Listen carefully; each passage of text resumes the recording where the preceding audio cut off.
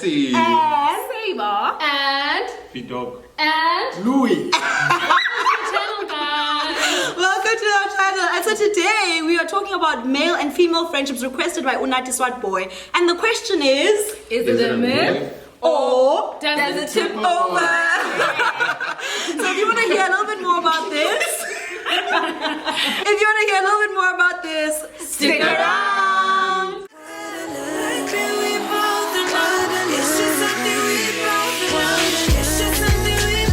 So it seems this has become a pattern, right? That a lot of people find themselves in friendships, and somewhere in between there are blurred lines. Yeah. And the question becomes, can women and men have platonic friendships without it tipping over to something more than general friendship? I don't know what you guys think. Does anybody have something to say to that? I think there's many scenarios. It's either the guy starts off liking you and then pagat realizing, oh, this is never gonna work. Yeah. Right. And then settles for the friendship. Maybe because someone says no, or maybe because they realize that she will say no. So it's not even worth going in that direction. Agreeing with what Bessie said, certain situations, someone may start off liking the person, but there are also situations where you may not have any intentions with this person, but as you get to know the person, then you're like, ooh, actually, see, there's potential here for something. But I think to women, right, at times they can see that the guy is into them, but they decide to deliberately just switch off the mind and be like, pretend as if it's not happening. And I've called out a lot of my female friends.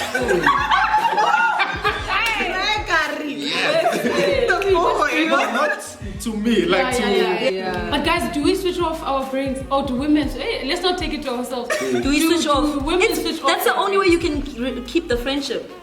You have to switch off. I concur. It has to relate in general. So I think the main thing is that sometimes you become friends with a guy, right? And that person ends up being there for you in like really tough times. Or they always buy you chocolate when you're having a bad day.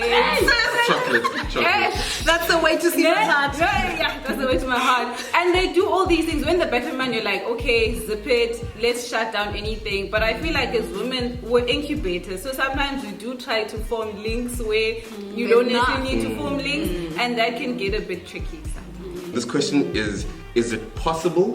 So like, can you have a platonic relationship? So the alternative is that it's not possible at all in no situation. No, so I think the thing is more, does the thought always come that maybe this could be more than what it is? So maybe to ask a different question then, what is wrong with that thought coming? No, because just sometimes you just want to have a friend. Because I think the hard thing that you find, at least in my case, when you're friends with a guy, is so when I'm friends with you, doing this, I'm very free, right? Yeah. So when you're friends with a guy, you want to get to a point where I know you're my friend, that even if I put my hand on your leg whilst we're chatting, it's not going to be viewed in a different light. And that I'm not sure if you can get to, where we can be chilling and I can just be here and we can, you know? And I think that's the thing, where it feels like with male and female friendships, sometimes it feels like unless you've been friends for a while and you're kind of families with each other, then it feels like there's always a, I'm not sure if I'm just gonna, even though the seeds you keep sowing. Exactly. So it's almost like you're on eggshells unless we've done the whole, you're my little sister, he tells you that, and he's like, okay. Or you're like, you're my brother. I was about to say, I think if the guy makes a decision to friend zone you or to family zone you, then you are safe. No, but If he does, and if you do it, it's contentious. You are so- always on like shaky ground. What Sharon touched on, when she says the comfort of, just hugging your planning, friend, whatever. doing whatever you want to do. Yeah, there's that comfort where you don't have to worry. And you almost don't have to think anymore. For me, it's more of a matter of you still always need to be cognizant of what's going on. You need to be aware and sensitive to what's going on around you. That goes very closely with your responsibility. So you need to be very responsible about the actions you're doing and the consequences which follow thereafter. So I think you can have that seemingly to the outside world it looks like comfort, but it's intentional comfort. You know what you're doing, you know what this implies, and you have to be very sensitive that if somebody reacts in a certain way, you pick up on that note and you're like, okay, something doesn't seem right. I may have to clarify something. I may not. We can proceed. But here's my question, right? why is it then that a lot of people, when they are in relationships, they often have a problem with their partner having a very close friend with the opposite sex, right? Like, so would you have your partner have a male best friend or a female best friend? That's the question. Why? Why, if then you can comfortably and intentionally have platonic friendships? Because I think it's easy for things to slip over. I agree, it's easy because, I mean, looking at your partner, you see this amazing qualities in this person, and you obviously are aware of the fact that everybody else is saying, that's awesome. So, yeah, you just need to make sure that you just try and protect. But my thing is then, if you're saying that you can have a platonic friendship with a girl, then why cannot believe that she's able to also hold that same thing? Does that mean that means it's not possible? No, I think she can too, but the boundaries just need to be well defined. So I think, speaking from my own personal experience, I think it's important to just draw the boundaries from the start. Like, maybe just start calling, hey sister. I think that there will always be room for those boundaries to be crossed. That's fundamentally the way it is. If people are attracted to each other. I think there's a question around attraction. I agree with you in principle that in the times of attraction, it is much easier and it is more dangerous. There's the word for these things, you know. That isn't to say that out of courage, I won't say, you know, I'm gonna take my chance today with Sharon. You know, so Sharon's like oblivious to this whole thing, you know, and you know, I'm like on one track mind. I'm going for this thing. No matter what boundary Sharon has set, she's been calling me brother since day one. So boundaries can always be crossed. Do men know that there is that soft spot? I think they do. That they can push. They have that window. I think so. Who doesn't know that there's a window? But I do think that it's always safe close friendships with guys that you're not attracted to. Yeah. Totally. That's the thing. I just don't think it's sustainable at all if I'm attracted to be friends with I want to throw something out there into this mix of this conversation, right? When you form this relationship with someone in a romantic sense, does it come from dust? You know, it's nothing suddenly romantic relationship, or does it come from a friendship? From a friendship. Sure. So then there is that point, right? So there's the progression into that friendship. Be a point of departure. You're right. It's possible to have like a platonic relationship, right? The key thing for me being that you just need to make sure you define those boundaries. I think where it becomes a bit tricky now is when we're talking about close friendships, which I think to me are different, like friends and someone being a close friend. Because I think if now your girlfriend is close friends with a guy, what that means then is if she's having a bad day, it's like, hey, Jesse. And I think for a solid relationship, one of the key things other than trust is the fact that you are very close friends. That someone becomes your best friend. And so now if you get into a situation where you are competing for that space with someone else. But Louis, let me play devil's advocate. Why does it need to be a competition? It's a competition because no, it's a competition because I think that emotional availability or emotional space, you're now sharing it. That close emotional space you have with someone, you're now sharing it with someone else. Like, and I think if it's that intimacy and that closeness that makes the relationship strong. And so I think if it's now that you're having a bad day or there's just something so special and everybody now is. By everybody, I mean myself and the other friend. Maybe you get the information. No, I can tell you. I told you. I told you. I just want to ask something, right? I'm not saying men don't do that. Yeah. But ladies, would you say that, because I've had these situations with a lot of my female friends, would you say that at times, ladies, be that you, in the case where you're not single maybe, you have a lot of guy friends, you just switch off, but because you just want to, because it takes a lot to always be like, okay, I just need to watch out what I'm saying and just make sure that I'm not leading on. You just switch off your brain and be like, okay, I'm just going to pretend as if I'm not saying it. Because I think we mature enough to at times see that this person might be leading on to something. So be that you're single or in the case where you're in a relationship, maybe you're like, oh, maybe this is a backup plan in case, or just a safe. I think you almost don't want to say yes, that's true. But at the same time, sometimes you're like, shucks, this conversation is boring. Like, to have to keep bringing up this thing of boundaries or are we still okay? Are we fine? It's kind of not boring in the sense that like snooze, but like it's so you know Overdone. it's Mundane, predictable. monotonous. You know what's gonna happen. You know what's gonna now take time apart and what and blah blah blah.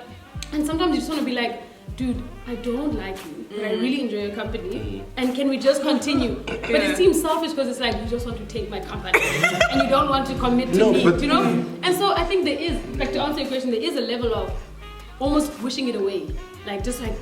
I think the scary thing about it for me is the fact that even if you switch it off, the fact that if you provoked it, like if you would now said, hey, listen, let's do something, that person would now be ready. There's always a window. The fact that the window is always there And they weren't sitting there purely as your friend. yes. And maybe I that's can't what it's trust going to that always be, intention. guys. Yeah, Maybe it'll exactly. always be like that.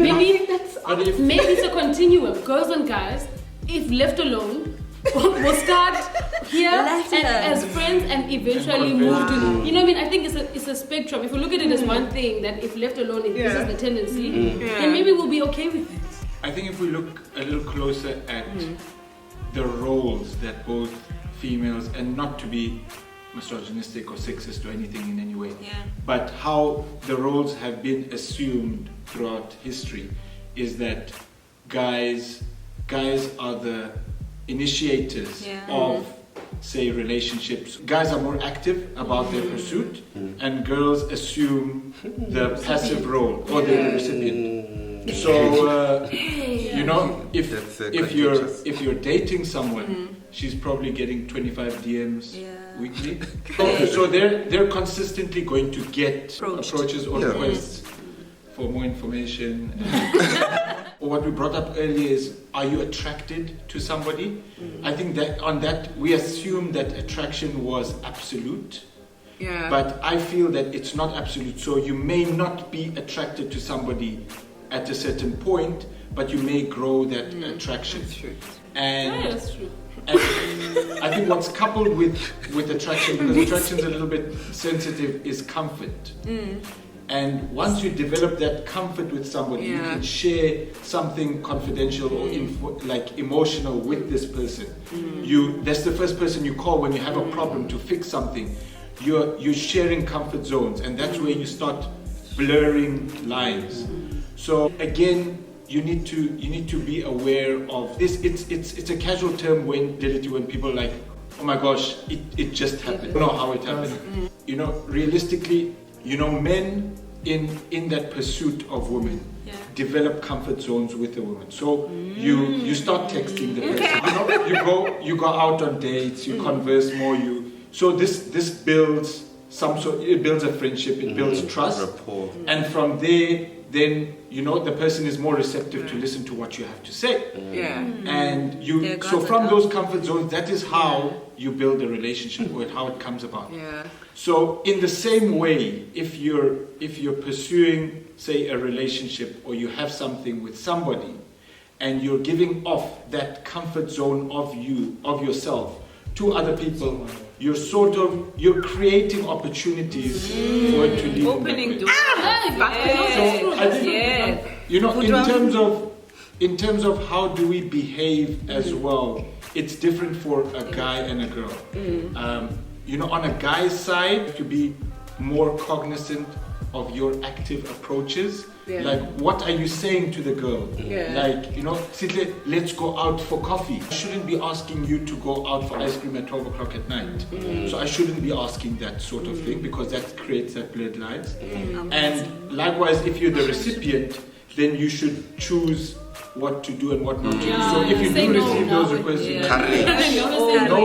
but this question does make some assumptions in terms of like being heteronormative, right? So, for, like, if we think about the other side of this, is that because what we're used to and have seen over time, there is a particular rhetoric that we see of guys and girls, therefore it is blah blah blah, and goes down that path, right?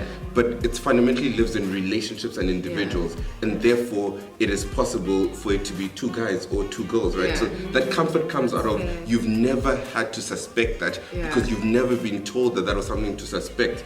But like 20 years from now, right, as society progresses, we're gonna start doing, hey guys, you know, I don't know that girl. I don't trust girls. Don't trust girls.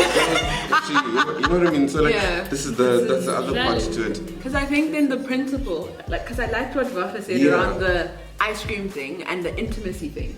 I think as individuals, we lie to each other, but you're very aware of intimate actions, especially in relation to the person. So maybe with Jesse, me sending him a SMS at midnight isn't intimate, but us going for a movie together is intimate. But with Vafa, I know that because of the nature of our friendship, to send him that text at 12 p.m. is just off limits. So I think it's more just a radar around what are intimate actions. So a long hug with Jesse as my homie means nothing, but with Vafa I know. You know what I mean? So I think there's a level of just self-awareness, right? Being honest to yourself, being self-aware. And then I think when someone's in a relationship, what it helps, and we've said this time and time again on the channel, is, for example, if Jesse's my friend and he has a girlfriend, then for me the question becomes, if I was his girlfriend, would I be happy? Would Jesse and I, from morning to evening, yo, my guy, where are you? What are you thinking? What the damn is that? I think it's possible, but it has to be intentional and between the two. So my friendship with Jesse is very different to my friendship with Vafa. I think it's case by case, but we just need to be honest, man. We need to be honest, which I think we're not.